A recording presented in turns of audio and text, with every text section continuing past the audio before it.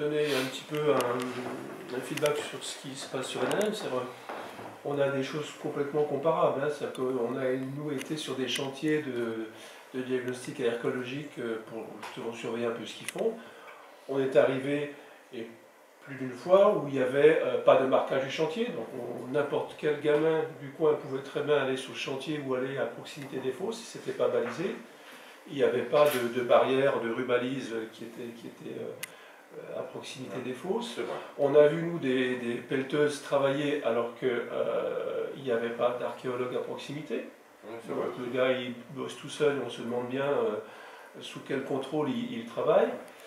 On a demandé à M. Gribel, qu'on a fait venir une matinée, parce que justement on avait constaté des irrégularités sur le début du chantier, et j'ai demandé à M. Gribel où sont les écologues qui surveillent tout le banc communal de Vendenheim. Est-ce que ces messieurs sont passés avant que les pelleteuses saccagent tout? Vous pouvez me donner le nom de ces gens-là, qu'on puisse au moins en discuter avec eux? Ben, la réponse, elle est niette. Je n'ai pas de réponse. Donc on ne sait pas s'il y a des écologues effectivement qui sont nommés sur ces bancs communaux, enfin le nôtre en tout cas, ou si c'est un refus de communiquer des informations, en tout cas c'est blackout, quoi. Donc je trouve que c'est pas acceptable, ce genre de méthode n'est pas acceptable.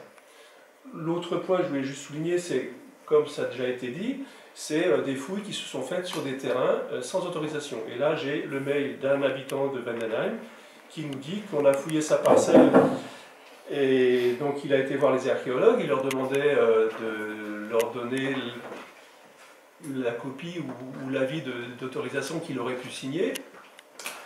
Ces gens-là leur ont dit qu'ils recevaient les autorisations de la société FIT Conseil, qui est le cabinet conseil qui conseille Vinci et consorts sur ces opérations. Donc ce monsieur contacte FIT Conseil pour leur demander de lui fournir la copie des autorisations qu'il aurait, semble-t-il, signées. Et à partir du moment où ce monsieur a eu cette demande très précise, FIT Conseil a coupé toute communication, c'est-à-dire plus de réponse au téléphone et plus de réponse au mail. Et ce monsieur est formel, il n'a jamais donné d'autorisation de fouiller sa parcelle. Et donc malgré ça, eh ben, ils y vont et ils creusent sans problème. Donc en toute illégalité, des opérations qui sont menées sans autorisation.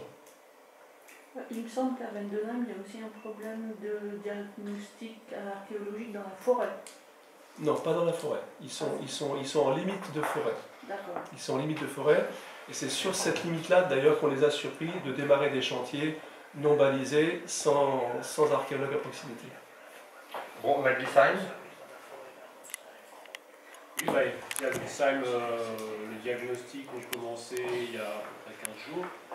On avait, notre maire, René Willemberger, avait passé un arrêté pour empêcher Vinci et Arcos de débuter les travaux, puisque nous avions reçu par mail, comme tous les maires, un vendredi soir à 17 h précise, l'annonce du début des travaux le 23 janvier, je crois.